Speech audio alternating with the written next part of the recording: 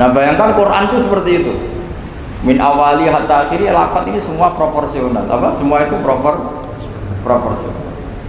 Sehingga cara maknanya gimana ya tadi, ada am, ada khos, ada mujmal, ada muqayyad. Makanya kita akan selalu berdebat, misalnya ya selalu, saya ulang lagi, selalu berdebat madhep kiblat itu sebetulnya harus persis apa enggak. Ya tadi saya seperti ngaji saya kemarin, kalau dalam konteks Indonesia asal kelihatan ke barat ya sudah kecelok madhep apa? Kiblat. Karena kalau detail, saya ulang lagi, kalau detail berarti semua masjid maksimal luasnya hanya 18 meter. Karena Ka'bah diameternya hanya 18 meter. Sekalian di ujung sana, wah pasti melencengnya jauh. Jangan-jangan yang melenceng pas imamnya malah. Karena kalau Ka'bah 18 meter yang ujung sana berarti imam yang di sini. Oh, bisa sampai Ethiopia ya? Iya kan? Nah, itu kalau harus detail juga Ka'bah orang sholat harus cekung. Nah kalau cekung bisa menuju ke satu titik. Tapi mana ada ajaran masjid apa? Cekung. Maka seperti itu dari awal Allah tidak menghentikan Ka'bah. Fawalli wajhaka syatrul masjidil haram. Syatra itu nahwa. Ya sudah, yang penting kamu menghadap ke arah masjid haram, bukan ke ainal masjidil haram yang detail. Jadi syatra itu nahwa. Nahwa itu ya pokoknya ke sana. Nah itu yang dimaksud yuridu wa bikumul yusra wala yuridu bikumul usra. Agama ini gampang, kenapa dipersulit? Jangan kayak birokrat tertentu, kalau bisa sulit kenapa dipermudah? Karena banyak kepentingannya apa? Ya terus saya teruskan lagi. Ini contoh-contoh. La tut ukhidlat lakum bahimatul an'ami illa ma yusla alaikum. Ada lagi wa aufu bi ahdi ufi bi ahdikum. Ini contoh-contoh yang disebut oleh Imam Suyuti. Walillahi 'alan nasi hijjul bait. Maksud beliau dengan contoh-contoh itu begini ya. Misalnya kuluman 'alaiha fan, semua ini kalau kiamat nanti rusak semua. Pertanyaannya gini, Gus, lalu panitia kiamatnya gimana? Misalnya Israfil yang masyhur jadi panitia kiamat itu kan Israfil kan sekarang sudah pegang apa? Trompet. Kalau trompet pertama malam tuh gunjang, terus trompetnya ceblok, baru separuh itu terus gak jadi kiamat. Maka ulama mikir ini yang ya sudahlah, kecuali panitianya gitu. Karena kali ini panitianya ikut guling, apalagi wah trompet sama mana ini belum selesai kiamat kalau sudah apa jatuh. Bisa dibayangkan kan kalau niupnya dari atas jatuhnya di Kaliurang. Oh, udah gitu dekat Mbak Marijan susah nyarinya. Makanya ulama selalu mengecualikan. Kuluman aliyafan itu ada pengecualiannya. Misalnya kecuali panitia ya. Sehingga di Quran itu ada pembenaran pengecualian itu, yaitu ada ayat wa yahmilu arsya rabbika fawqahum yauma idzin samaniyah. Jadi wa yahmilu lan gawa arsya rabbika arase pangeran sira. Fauqahum kang pangeran sak dhuwure para malaikat. Sapa samaniyatun malaikat walu. Jadi ketika kiamat dahsyat itu masih ada malaikat 8 yang masih happy-happy saja. Masih santai saja. Karena dia panitia. Ini kalau sampai makanya masyhur. Ya, itu kan jadi yauma idzin wa yahmilu arsya rabbika fauqahum yauma idzin. Di hari kiamat itu ada malaikat yang masih nggak rusak, yaitu termasuk 8 malaikat panitia apa? Ya. Maka Israel itu, semoga ikut ngaji di sini Israel itu. Israel itu kacaunya itu dia tahunya itu terlambat, masyhur. Setelah orang mati semua nanti di kiamat, kamu sudah tidak tahu sudah mati. Ini saya tahu ya di kitab. Setelah mati semua, Allah tanya, sudah mati semua? Sudah Gusti. Sudah semua, sudah. Masih satu, mana Gusti tak coplok nyawane? Kamu kan?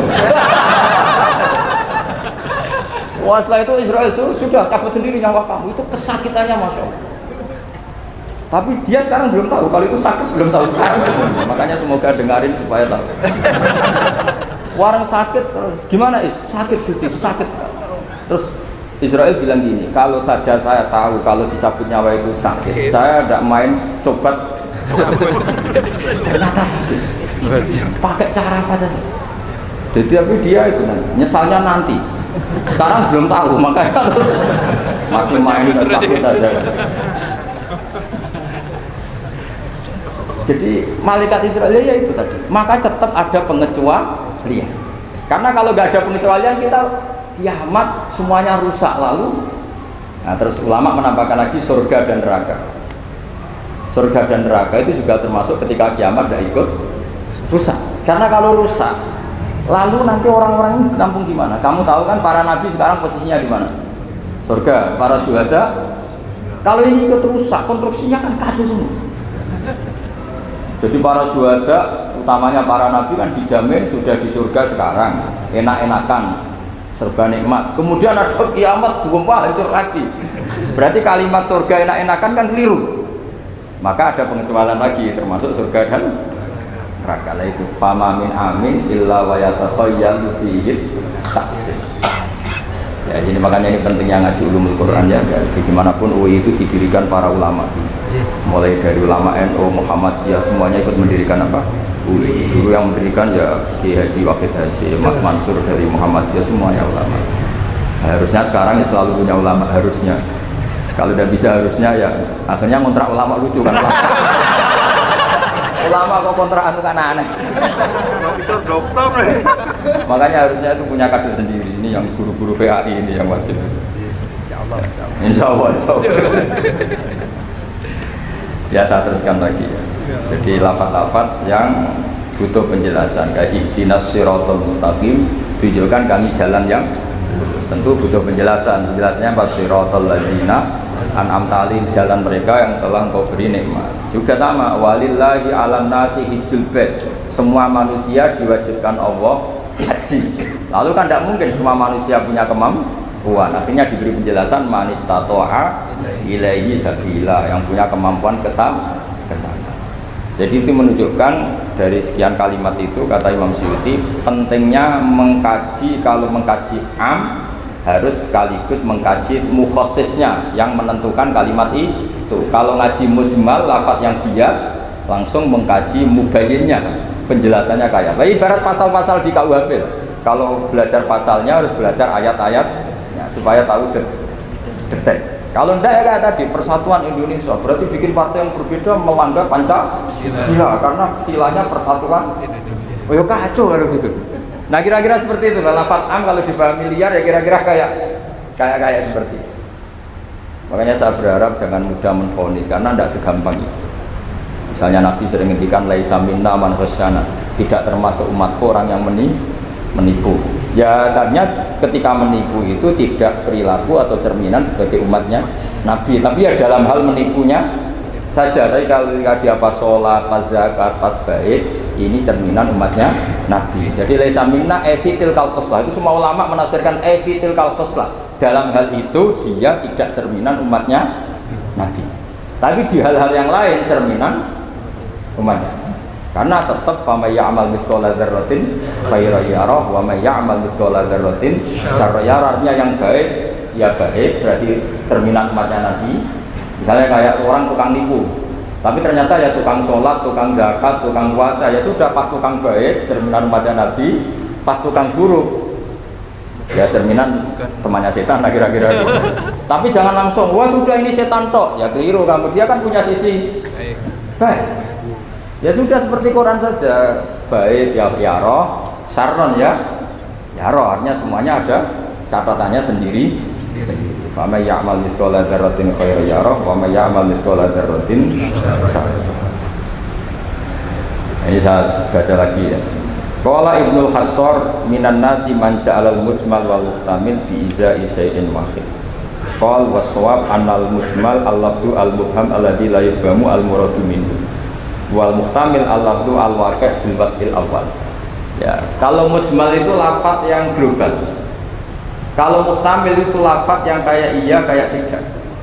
Sawalan kayak iya kayak tidak. Kayak iya kayak tidak itu imma karena bias, wa imma karena konteks. Saya beri contoh misalnya gini, saya punya pembantu ya, kalau dalam tradisi kiai itu punya anak dalam, terus bilang gini, "Jom tamunya kasih kopi."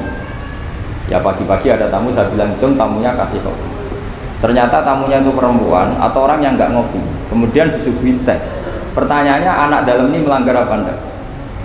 Tidak, karena kata kopi itu sebenarnya mewakili kata alat untuk menghormat tamu. Cuma saya sebagai kiai adalah ilmunya itu kopi. Jika kopi itu bukan ibaratun anil kopi, anil kohwa, tapi ibaratun amma yukri bihid doifa. Itu memang harus ngaji, seperti itu kalau nggak ngaji nggak bisa. Saya melafatkan kopi itu adalah implementasi dari yang penting ada yudigo nyugati, bukan dengan makna kopi hitam. Sehingga misalnya tamunya kok disuguhi sprit, kebetulan dia milih sprit atau milih teh, saya juga sudah senang karena pembantu saya berarti sudah pinter, yaitu menghormat. Jelas ya? Ya, sehingga kata itu sering tidak mengikat dalam agama. Sama seperti Rasulullah ketika bilang gini, ya Mu'ad inni uhibbuka, Mu'ad kamu, saya senang kamu, kata Nabi. Ya Mu'ad inni uhibbuka, saya senang kamu. Berhubung saya senang kamu, fakul dubura kulli sholatin, sebagian riwayat fala tada'anna kulla sholatin, maka setiap habis sholat dubura kulli sholatin kamu lafadzkan Allahumma a'inni ala dzikrika wa syukrika wa husni ibadati. Kamu jangan pernah lupa berwiridan, ya Allah bantulah kami mengingat engkau, ala dzikrika wa syukrika, mensyukuri nikmat engkau, wa husni ibadati, dan ibadah secara baik kepada engkau. Pertanyaannya, ketika Nabi nyebut Mu'ad itu sebagai orang hanya Mu'ad, apa sebagai umat yang harus dilatih? Umat yang harus dilatih, sehingga siapapun boleh pakai wiridan itu. Nah, makanya terus di balaghatul Arab itu ada aturan zikrul ba'di wa iradatil kul. Ketika nyebut sebagian, bisa yang dimaksud itu siapa saja. Ketika saya nyebut kopi, sebetulnya itu alat atau perangkat atau minuman yang dipakai hormat tamu, tidak harus bentuknya kopi hitam. Tapi kalau orang tertentu yang memang hobinya ngopi, ayo cari warung kopi. Memang dia anti minum teh, anti minum sprit, memang ininya warung kopi, ya sudah, itu berarti makna kopi yang muayyan, yang memang maknanya kopi dengan makna yang khas. Jelas ya? Nah, bayangkan Quran dan hadis itu potensi seperti itu ada. Makanya potensinya itu lafadz itu muhtamil, bisa iya, bisa tidak. Nah, di sini ini pentingnya ngaji. Jadi sehingga ketika Allah ngendikan rijal sekalipun, lelaki, kadang maknanya memasukkan perempuan. Misalnya gini, kalau kamu ngaji ilmu nahwu, hudal lil muttaqin, alladzina itu jamak untuk lelaki atau perempuan? Alladzina, lelaki. Tapi Quran itu untuk lelaki, tok apa lelaki dan perempuan? Dua-duanya. Tapi Allah ngendikan alladzina yu'minuna, bukan allai yu'minna, bukan pakai redaksi perempuan. Karena yang dimaksud lelaki adalah umatnya Nabi. Ya sudah, kalau umatnya Nabi ya semuanya umatnya Nabi. Tapi ada beberapa lafaz yang memang maksudnya lelaki, yang satu maksudnya perempuan. Caranya tahu itu ya lagi-lagi ngaji. Ya sudah, nggak ada jawabannya, memang harus ngaji. Nah, itulah di Quran tuh banyak ada lafaz mujmal, ada lafaz mustamil. Saya beri contoh lagi bab zakat. Ini yang paling pokok, bab zakat, karena ini terkait fikih. Rasulullah itu menzakati tamernya. Tamer itu kurma. Ya, tamer itu maknanya apa? Kurma. Itu oleh semua ulama fuqaha, semua ahli fikih dunia mengatakan makanan pokok. Jadi yang wajib dizakati itu tanaman, makanan pokok. Karena apa? Ya kalau nuruti sunnah Rasul persis, orang Indonesia wajib zakat. Karena Nabi hanya menzakati kurma. Di Indonesia nggak ada. Ada jagung, ada beras. Iya, nggak ada. Jadi ketika Nabi mengatakan tamer, saya ulang lagi ya, ketika Nabi mengatakan kurma, maknanya apa? Zakatilah sesuatu yang sebagai makanan pokok, makanan khas atau makanan pokok daerah itu. Sehingga kita yang menzakati padi, paham ya? Orang tertentu kan, itu sama seperti cung nak peduli tamu sarungan, ternyata sarungnya itu basah. Wah, daripada basah katokan cekak, ya tidak seperti itu. Sarung adalah ibaratun pakaian yang dianggap sopan dalam tradisi santri. Ketika sarungnya basah, penggantinya juga celana, jangan celana pendek. Karena kalau celana pendek tidak mewakili kesopanan. Jadi kalimat itu bisa diganti, cung nemuin tamu dengan kesopanan. Di antara gambarannya pakai sarung, maka sarung bisa diganti celana. Tapi nggak bisa diganti celana pendek, karena itu nggak cerminan sopan. Sama. Tamu saya kasih kopi, tentu bisa diganti teh, diganti sprit. paham ya? Tapi nggak bisa diganti toa, paham ya?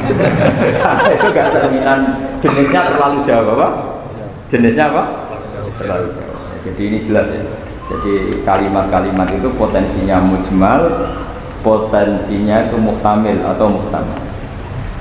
Wal farqu bainahuma annal mujmal yadullu ala umurin ma'rufah wal lafdhu mustarakun mutaraddidun bainahuma wal mubham la yadullu ala amrin ma'rufin ma'al qat'i bi anna syari' lam yufawwid ahadin bainal mujmal bi khilafil muhtamil atau muhtamal. Jadi ya seperti itu semua. Saya contohkan yang gampang itu yang fikih saja. Misalnya orang disuruh sholat, sudahlah kamu sholat saja. Ya tentu kalau waktu zuhur pikiran pertama itu ya sholat zuhur. Kalau waktu asar itu ya jangan pepeh kalimatnya gitu. Cung kamu sholat. Waktu zuhur sholat apa saja, qobliyah masjid atau tahiyat. Yang penting kan sudah sholat. Jadi semua kalimat itu pasti proporsional. Ya semua kalimat itu pasti apa? Proporsional. Sehingga pertanyaannya secara fikih, kalau kita harus madhep kiblat dan sholat harus bergantung matahari, maksudnya Nabi ya tentu daerah-daerah yang ada mataharinya. Maka kalau yang nggak ada mataharinya, ada ketentuan lain yang nanti ikut menginduk yang ada matahari. Karena setiap hukum pasti ada muqtadal halnya, ada proporsi. Makanya kata ulama fikih itu misalnya begini lagi, tak contohkan yang fikih aja yang gampang karena itu keseharian kita. Sholat itu batal dengan makan. Kalau kamu sholat makan batal nggak? Batal. Itu satu upo sudah batal nggak? Sudah kan? Itu bahasanya sholat batal bil akli dengan makan. Sekarang kalimatnya tak ganti. Cung hormatilah tamu dengan ngasih makan. Satu upo apa satu piring? Sama-sama kalimatnya makan. Mustaqil isa upo sing penting mangan. Tapi misalnya di bab sholat kok kamu babkan kayak menerima tamu ya kacau. Sholat itu batal dengan makan. Oh nak sak upo orang mangan. Sedenge mangan ya sak. Jadi di bab sholat batalnya makan itu cukup sak upo. Tapi di bab hormat tamu minimal sak piring. Kalimatnya sama-sama makan. Sama seperti yang saya ceritakan tadi, di bab wudu tangan itu sampai siku. Di bab qat'iyah disarik hanya pergelangan. Padahal layaknya ya tangan faktoru aydiyahuma. Padahal pergelangan bahasa Arabnya itu ku apa? Alku. Itu bab-bab yang oleh ulama disebut nanti kalau kamu ngaji Quran, kamu harus hati-hati karena ada lafaz mujmal, ada lafaz muhtamal, ada ada. Ya saya kira demikian, nanti pengajian berikutnya nanti apa dicari, nanti tak umumkan ngaji aja. Assalamualaikum warahmatullahi wabarakatuh.